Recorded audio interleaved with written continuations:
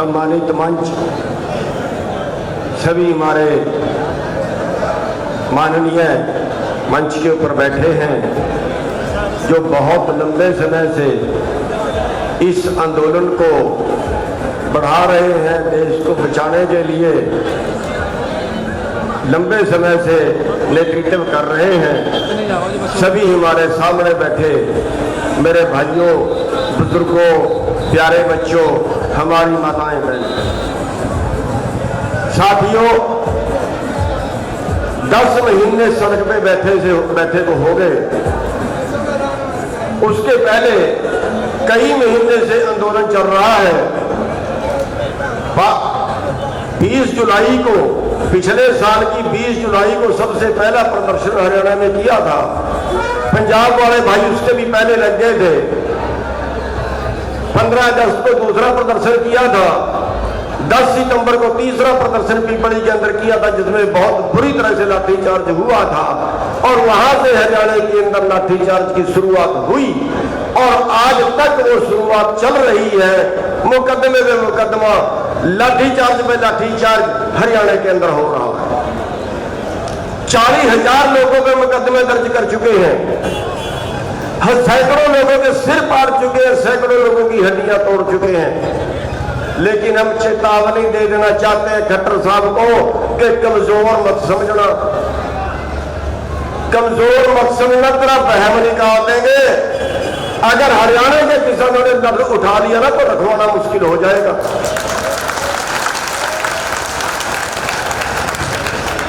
Control कर ले अपने अधिकारियों को। हमने कहीं उपद्रव नहीं किया है, हमने कहीं लाठी नहीं उठाया है, हमने कहीं बट्टा नहीं मारा है, कहीं हरियाणा के किसान ने आंदोलन नहीं की है, कहीं तोड़फोड़ नहीं की है। उसके बावजूद लठ मारे जा रहे हैं, उसके बावजूद हमारे सिर पाड़े जा रहे हैं, हमारे भाइयों को शहीद कर दिया गया। साथियों, पूरे देश के अंदर मैं बधाई देना चाहूंगा हरियाणा के योद्धाओं को कि पूरे देश के अंदर आज नंबर 1 पे अगर ये आंदोलन चल रहा है तो वो हरियाणा के किसानों की बदौलत है। हरियाणा के किसान इसमें आज सबसे आगे बढ़े हुए हैं। आज किसी नेता की हिम्मत नहीं है कि गांव में घुस जाए, जहां भी घुसता है वहीं भगाते हैं। अभी परसों घुसा था कुरुक्षेत्र के अंदर, भगा दिया गया। बेशक हमारे किसानों को गिरफ्तार किया गया, कुछ भी तकलीफें आई, लेकिन हर नेता को भगाया जा रहा है, किसी नेता को प्रोग्राम नहीं करने दिए जा रहे। ये आपकी एकता का सबूत और आपके हौसले का सबूत है। और सबूत तो यहां तक है कि इस कदर हौसला हरियाणा के किसानों में, इस कदर हौसला जाग गया है कि 28 तारीख को जिस दिन करनाल में लाठीचार्ज हुआ और हमने कहा कि पूरे हरियाणा के रोड रोक दिए जाएं, एक रोड ऐसा भी था जहां केवल 4 लोग गए और बहुत बड़ा हाईवे था, 4 लोग जाके सड़क के ऊपर लेट गए और 4 लोगों ने रोड को जाम कर दिया। साथियों, 700 किसान अभी तक शहीद हो चुके हैं धरनों के ऊपर बैठे। 700 थोड़े नहीं होते, 700 किसान अपनी कुर्बानियां दे चुके हैं। लेकिन कहीं मोदी साहब गलतफहमी में ना रहना कि ये कुछ कर नहीं सकते। ये तो हमारी शराफत है, ये हमारी शराफत है, ये हमारे नेताओं की शराफत है कि हम बैठे हुए हैं, हम शांति से बैठे हुए हैं, हमारे भाई शहीद हो रहे हैं, हम फिर भी बर्दाश्त कर रहे हैं। लेकिन ज्यादा चक्कर में मत पड़ना। अगर किसानों को क्रोध आ गया ना तो फिर ये टेंट प्रधानमंत्री जी तेरी कोठी के आगे लग जाएंगे और तब तक उठेंगे नहीं जब तक बात माननी नहीं जाएगी। अभी मान जाओ, अभी टाइम है आपके पास। बहुत से किसानों के वारंट सम्मान आने शुरू हो गए हैं हरियाणा के अंदर। मेरे पास भी आए, बहुत से और किसानों के पास भी सम्मान आए हैं। साथियों, हम इस मंच से अनाउंस करते हैं, हमारा कोई भाई थाने में नहीं जाएगा, कोई भाई कोर्ट में नहीं जाएगा, किसी के पास सम्मत छोड़ वारंट भी आ जाए, हमारा कोई भाई ना कोर्ट में पेश होगा और ना थाने में पेश होगा। हाँ, अगर पुलिस आपको गिरफ्तार करने आती है, अगर गांव में पुलिस आपको गिरफ्तार करने आती है, तो वहां पे पूरे गांव की पंचायत कर ले, पूरे गांव को इकट्ठा कर लेना, वो आपको गिरफ्तार करके नहीं ले जाएंगे, बल्कि आप उनको गिरफ्तार करके बिठाओगे और तब तक बिठाओगे जब तक वो हाथ जोड़ के ये ना कहे कि हम नहीं दोबारा आएंगे। साथियों,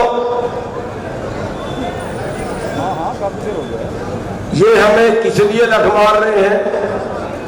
अभी वो बलदेव जी बोल रहे थे कि पागल के हाथ में माचिस किसने दी, पागल के हाथ में माचिस किसने दी? उन्होंने शेर बोला था कि आग तो लगाई, आग लगाने वाले का दुख नहीं, माचिस किसने दी? माचिस आप लोगों ने, हम लोगों ने मिलकर दी, बीजेपी को ताकत दी, और आज वो बीजेपी हमारे से वोट लेके हमें लठ मार रही है और हमारे जिंदा रहने के हक छीन रही है। साथियों, वो ताकत जिससे आप तख्त पे बैठे राजा को मिट्टी में मिला सकते हो और जमीन पे बैठे आदमी को तख्त पे बिठा सकते हो, वो ताकत आपके पास है। और उस ताकत का प्रयोग करना सीख ले आप। हमने उसका प्रयोग करना नहीं सीखा। हम बोलते हैं तो शायद कई लोगों को हमारा भी बोलना बुरा लगता है। साथियों, सरकार बनाता कौन है? कौन बनाता है सरकार? किसी प्रदेश का आंकड़ा उठा के देख लीजिए, किसानों की उतनी गिनती है जितनी से सरकार बनती है, उससे ज्यादा। अगर हम पंजाब का आंकड़ा उठा के देखें, 80 लाख वोट से ज्यादा किसानों की है और 59 लाख वोट के ऊपर सरकार बनी हुई है। अगर हम उत्तर प्रदेश का आंकड़ा उठा के देखें, 8 करोड़ वोट किसानों की है और 3.5 करोड़ वोट पे सरकार बनी हुई है। आप पूरे देश का आंकड़ा उठा के देख लीजिए कि वोट तो आप लोगों की ही है और वोट से सरकार बनती है, और वोट से बनी हुई सरकार वो नोट वालों की सरकार कैसे बनती है, वो पूंजीपतियों के दलालों की सरकार कैसे बनती है। इस बात में हमें कभी तो फैसला लेना पड़ेगा, कभी तो सुधरना ही पड़ेगा। अरे 70 साल से लूट ही रहे हैं। किसने लूटा? हमारी गणपति पे पिस्तौल रख के नहीं लूटा किसी ने, हमें कानून बना के लूटा। 1950 के अंदर जहां खेती का हिस्सा देश की जीडीपी में 60% था, आज वो कम हो गए 10% से भी कम रह गए।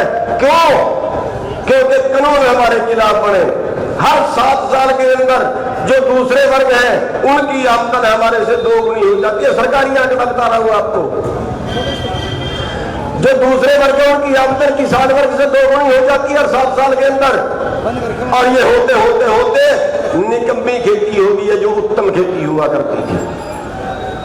किसने बढ़ाई? हमारे नीतिकारों ने बढ़ाई, हमारे कानून बनाने वालों ने बढ़ाई। और अब जरूरत है कि आज जो कानून बनाने वाले हैं वो आप कुर्सी पे बिठा सकते हो, आप अपने बीच से भी बिठा सकते हो, आप अपने पंचायती उम्मीदवार भी उतार सकते हो। पार्टियों के पास वोटों की फैक्ट्री लगी है क्या? वोटें तो आपकी हैं। हम कभी किसी के नारे लगाते हैं, कभी किसी के नारे लगाते हैं, कोई किसी रंग की पगड़ी बांधता है, कोई किसी रंग की पगड़ी बांधता है। साथियों, आज जरूरत है देश के अंदर एक बड़े बदलाव की। आज 97% लोगों की आमदन इस साल में कम हुई है, केवल 3% लोगों की आमदन बढ़ी है। क्यों? और उन्हीं का राज है। पैसे से सत्ता, सत्ता से पैसा, फिर पैसे से सत्ता और फिर सत्ता से पैसा। ये आपको तोड़ना पड़ेगा। जब तक नहीं तोड़ोगे तब तक हमें बचाने वाला कोई पैदा नहीं होगा। कलम की ताकत आपके हाथ में चाहिए, तब आप दे सकते हो, आप देते हो। हर पार्टी को आप ही तो बनाते हो, और कौन होता है बनाने वाला? तो साथियों, मेरे को थोड़ा जल्दी निकलना है, इसलिए मैंने बोलने की रिक्वेस्ट भी थोड़ा सा पहले की थी। चंडीगढ़ एक प्रोग्राम है, वहां पे जाना है, तो इसलिए बहुत ज़्यादा अपनी बात लंबी नहीं कहूँगा, बोलने वाले भी और बहुत से रखते हैं। तो बस आपसे हाथ जोड़ के इतनी प्रार्थना है कि ये आंदोलन हमें तब तक लड़ना है जब तक हम जीत नहीं जाते। उसमें कुर्बानियाँ कितनी हो, उसमें शहीदियाँ कितनी हो, मुकदमे कितने बने, जेलें कितने लोगों को काटनी पड़ जाए, सब बर्दाश्त करना पड़ेगा। और आगे के लिए कोई कड़ा फैसला हमें लेना ही पड़ेगा। सरकार को चेतावनी है कि सरकार हमारी बात मान जाए। अगर घी सीधी उंगली से नहीं निकलता तो फिर हम टेढ़ी भी करना जानते हैं। आप सबका बहुत बहुत धन्यवाद।